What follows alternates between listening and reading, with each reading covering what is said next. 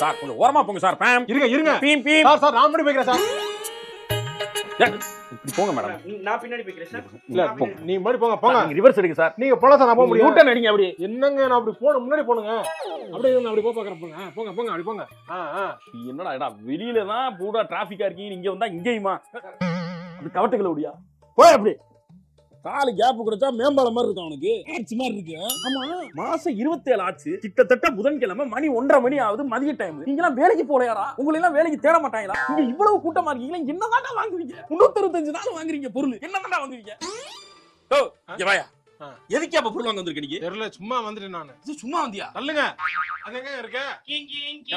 எதுக்குமா அப்ப பொருள் வாங்குறீங்க? சார் ஜாலியா இருக்கு சார். ஜாலியா இருக்கா? தள்ளிங்க சார். ஏன்னா தீபாவளி பொங்கலுக்கு தானே பொருள் வாங்குனீங்க. இப்பலாம் பொழுதுபோலன்னு பொருள் வாங்க ஆரம்பிச்சிட்டீங்களா? விளங்க மாட்டீங்கிறாங்க. நீங்க எங்க வந்தீங்க? சும்மா போர் அடிச்சு போய் அந்த பக்கம். இந்த ஆளு பொருளை வந்துட்டு என்ன தெரியுங்க?